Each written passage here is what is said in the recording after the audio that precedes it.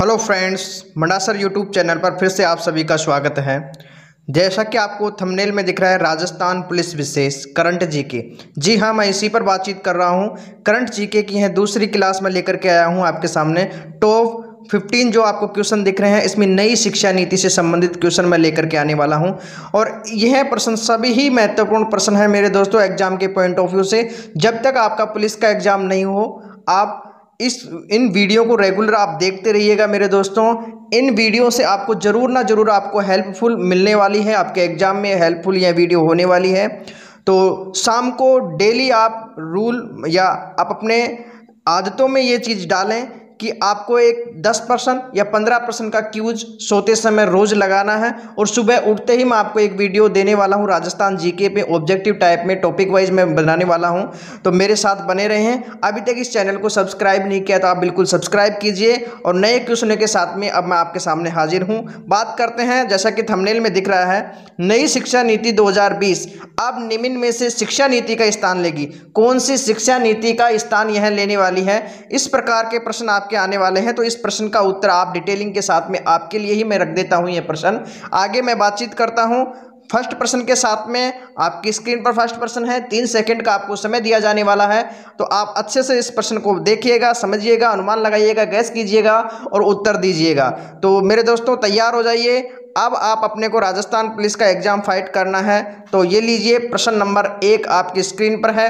नई शिक्षा नीति 2020 में शिक्षा क्षेत्र में देश की जीडीपी सकल घरेलू उत्पाद के कितने प्रतिशत हिस्से के बराबर निवेश का प्रस्ताव किया गया है? तो मेरे लाडलो, प्रश्न आपकी स्क्रीन पर है। 3 सेकंड को आपको समय दिया जाता है।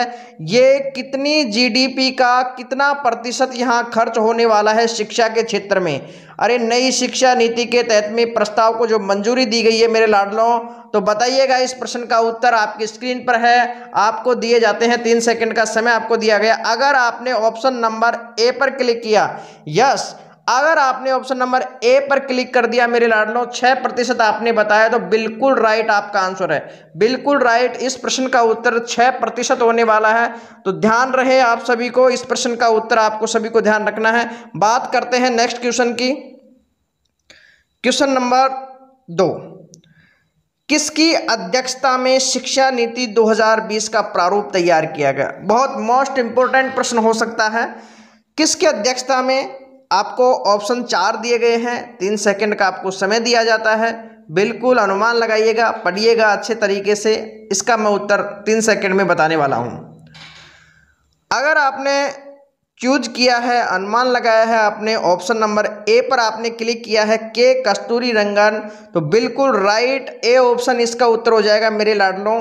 ये कस्तूरी रंगन आपको याद आ रहा है क्या? इसरो के पूर्व चेयरमैन है। आपको याद आ रहा है कि नहीं आ रहा? इसरो के पूर्व चेयरमैन, इनकी अध्यक्षता में यह ड्राफ्ट तैयार किया गया। नया शिक्षा नीति का जो ड्राफ्ट तैयार किया गया मेरे दोस्तों, देखो इस समिति का गठन जून 2017 में किया गया था। और बात करें अपन इस राष्ट्रीय शिक्षा नीति का जो मसौदा है कैबिनेट में जो प्रस्तुत किया गया, मई 2019 में प्रस्तुत किया गया और अंतिम रूप से 29 जुलाई 2020। आप कहोगे ये डेट भी याद कर ले क्या? बिल्कुल यह डेट भी याद कर ले। 29 जुलाई की मैं बात कर रहा हूं मेरे लाडलो। 29 जुलाई 2020 को नई शिक्षा नीति को कैबिनेट ने क्या दे दिए मेरे लाडलो? मंजूरी दे दी है। तो 29 जुलाई वाली डेट आपको याद रखनी है, ठीक है। बात करते हैं नेक्स्ट क्वेश्चन की। कैबिनेट द्वारा नवीन शिक्षा नीति के तहत, नई शिक्षा नीति के तहत मानव संसाधन विकास मंत्रालय का नाम बदलकर अब क्या कर दिया गया है? यह प्रश्न तो कितनी बार रिपीट हो चुका है अपने करंट जीके में, बताइए मेरे लाडलों। क्या आपने ऑप्शन नंबर किस पर क्लिक किया है? अगर ऑप्शन नंबर सी पर क्लिक कर दिया, यस, बिल्कुल सी पर क्लिक कर दिया, तो बिल्कुल राइट आपका आंसर है शिक्षा मंत्रालय। तो मेरे दोस्तों भूल मत जाना, यही प्रश्न है आ जाना। तो ध्यान रखना, अब मानव संसाधन विकास मंत्रालय का नाम बदल करके क्या कर दिया गया है? शिक्षा मंत्रालय कर दिया गया है। आप मेरे से पूछेंगे शिक्षा मंत्रालय पहले भी तो था इसका नाम। अरे 1985 की बात बता रहा हूँ मेरे लाडलो। 1985 में शिक्षा मंत्रालय नाम हुआ करता था। इसका नाम क्या कर दिया गया था 1985 में? मानव संसाधन विकास मंत्रालय, मानव संसाधन विकास मंत्रालय कर दिया गया था। MHRD कर दिया गया था। अब वापस से इसका नाम चेंज करके कौन सा मंत्रालय कर दिया गया मेरे लाडलों? तो शिक्षा मंत्रालय कर दिया गया। इस प्रश्न का उत्तर हो जाएगा ऑप्शन नंबर सी। बात करते हैं नेक्स्ट क्वेश्चन की मेरे लाडलों। इस वीडियो में आपको 15 प्रश्न मिलने वाले हैं, शिक्षा नीति के ऊपर सभी प्रश्न रहने वाले हैं। तो मेरे लाडलो अब तैयार हो जाओ एग्जाम देने के लिए। और इन सब वीडियो को मैं जो टॉपिक वाइज आपके सामने ये 15 से 20 प्रश्न लेकर के आने वाला हूं। रोज मैं आपके सामने यह नाइट की क्लास में आपको रोज यह मिलने वाले नोट्स जरूर बनाइएगा मेरे दोस्तों, बहुत हेल्पफुल होने वाली है ये वीडियो। बात करते हैं क्वेश्चन नंबर नेक्स्ट की। क्वेश्चन नंबर 4, नई शिक्षा नीति 2020 निम्न में से किस शिक्षा नीति का स्थान लेगी? तो मेरे लाडलो आप बता देना 1986। अगर ऑप्शन नंबर बी पर क्लिक कर दिया तो बिल्कुल राइट आपका आंसर है। मैं आपको बता दूं 1986 में जो शिक्षा नीति अब 34 साल बाद, अरे 34 साल बाद अब 2020 की शिक्षा नीति आपको लागू कर दी जाएगी। तो मेरे लाडलो अब ये तीसरी नीति है। आपसे भी पूछा जाए सबसे पहले शिक्षा नीति 1968 की, दूसरी 1986 और तीसरी बात करें तो 2020 की। तो मेरे लाडलों अभी तक 3 शिक्षा नीतियों का निर्माण हुआ है भारत में, 3 शिक्षा नीति बनी है। तो ध्यान रहे मेरे लाडलों, सबसे पहली शिक्षा नीति 1968 में जो संशोधन किया गया, 3 बार संशोधन हो चुका है शिक्षा नीति में। पहली बार 1968 में, दूसरी बार 1986 में और तीसरी बार अब 2020 वाली शिक्षा नीति। आपको याद आ रही है कि नहीं आ रही? 1992 में कुछ आंशिक परिवर्तन किए गए थे, उनको याद आपको याद नहीं रखना है। बात करते हैं मेरे दोस्तों इस शिक्षा नीति 2020 की, आपको पता चल गया 1986 का यह स्थान लेने वाली है। बात करते हैं नेक्स्ट क्वेश्चन की। क्वेश्चन नंबर 5 आपकी स्क्रीन पर है। निम्न में से भारत में अभी तक कितनी बार शिक्षा नीति में परिवर्तन किया जा चुका है? तो मेरे लाडलों यही प्रश्न मैंने आपको बताया कि नहीं बताया? अभी थोड़ी देर पहले बताया मैंने आपको।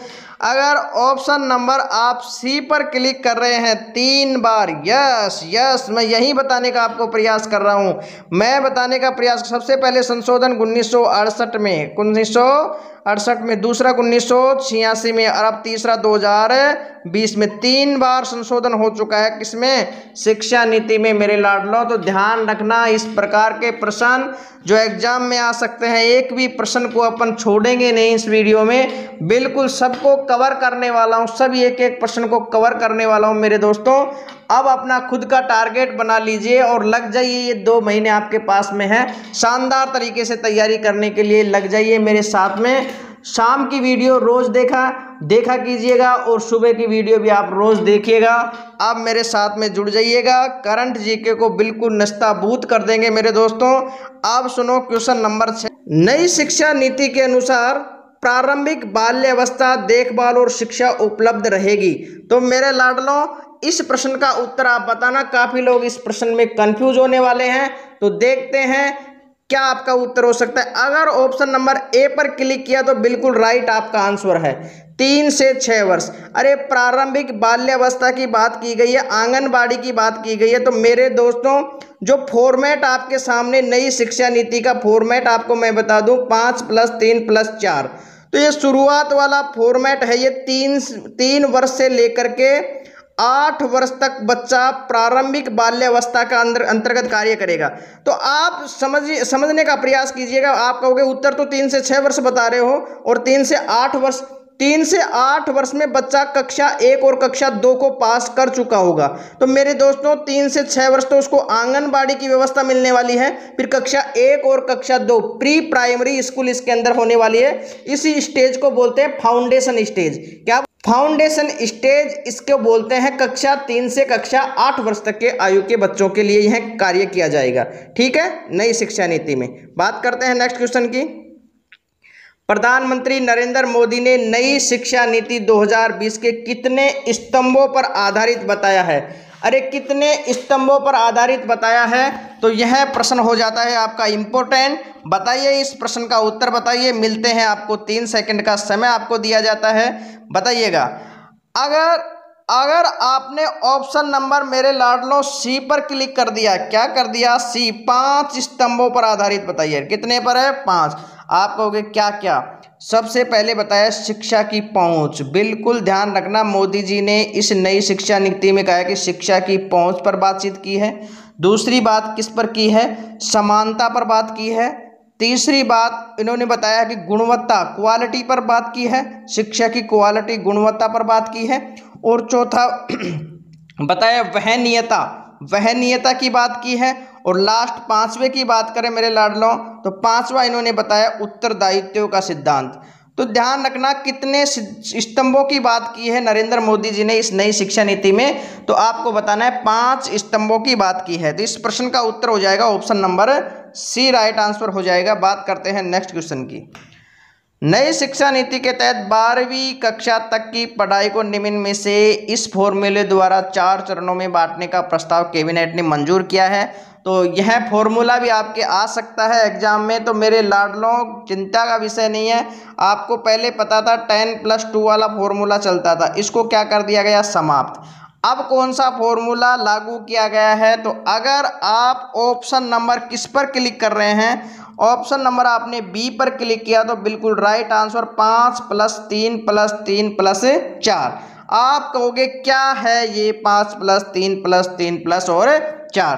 तो मेरे लाडलो घबराने की कोई आवश्यकता नहीं है, मैं आपको बता दूं क्या इसमें होने वाला है। इसमें देखो कक्षा एक तो 5, 3 और 3 और 4, मतलब इस फॉर्मेट में आप पढ़ाई करने वाले हो। तो सबसे पहले इस फॉर्मेट की बात करें, इस फॉर्मेट में आंगनबाड़ी व्यवस्था और कक्षा 2 तक बच्चा पास कर चुका होगा।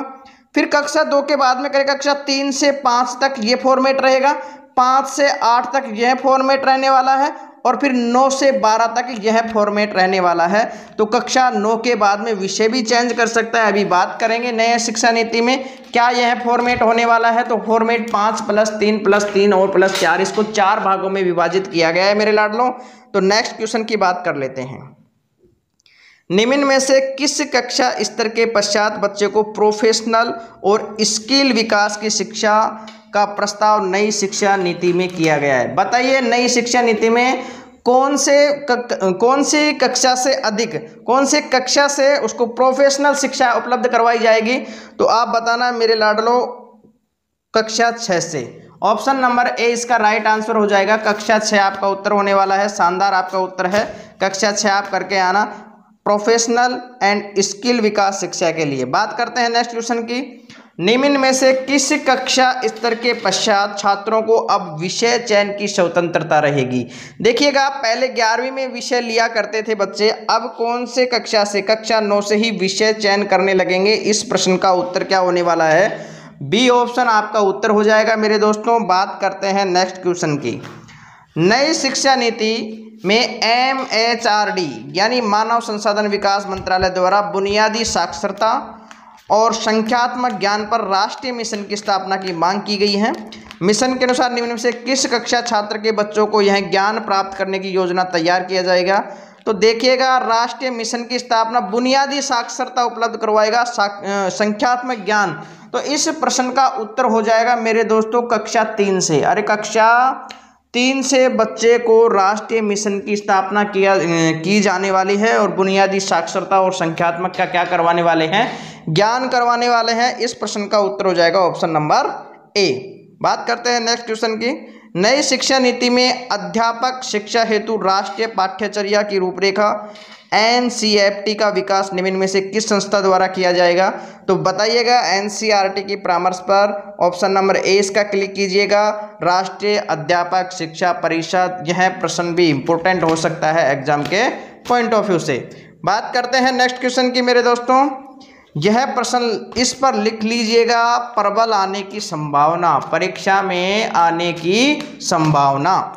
तो देखिएगा छात्रों की प्रगति के मूल्यांकन के लिए मानक निर्धारण के रूप में निम्न में से किसे राष्ट्रीय आंकलन केंद्र की स्थापना की जाएगी।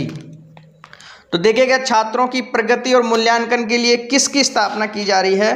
तो ध्यान दीजिएगा, आपको मिलते हैं इसमें 3 सेकंड का आपको समय दिया जाता है। तो बताइएगा मेरे दोस्तों क्या इसका ऑप्शन आने वाला है। तो अगर ऑप्शन नंबर ए आपने क्लिक किया, परख आपने क्लिक किया, बिल्कुल राइट आपका आंसर है। इस प्रश्न का उत्तर हो जाएगा ऑप्शन नंबर ए।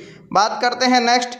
उच्च शिक्षा क्षेत्र के लिए एक एकल निकाय के रूप में भारत उच्च शिक्षा आयोग, बिल्कुल एक निकाय बनाया गया है, सभी उच्च शिक्षा के लिए एक निकाय बनाया गया है, उसका गठन भी किया जाएगा। किस क्षेत्रों को इसमें शामिल नहीं किया गया है?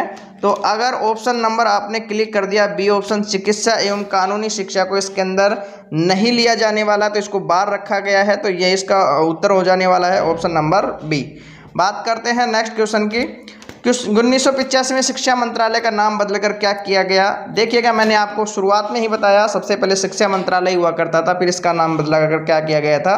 मानव संसाधन विकास मंत्रालय, MHRD मिनिस्ट्री, जो अपने को बताया गया था, मैंने आपको बताया। और अब इसका नाम क्या कर दिया गया? वापस से शिक्षा मंत्रालय कर दिया गया है। तो मेरे लाडलो, कैसी लगी यह वीडियो? बिल्कुल लाइक कीजिएगा, शानदार, आप इस चैनल को सब्सक्राइब भी कीजिएगा।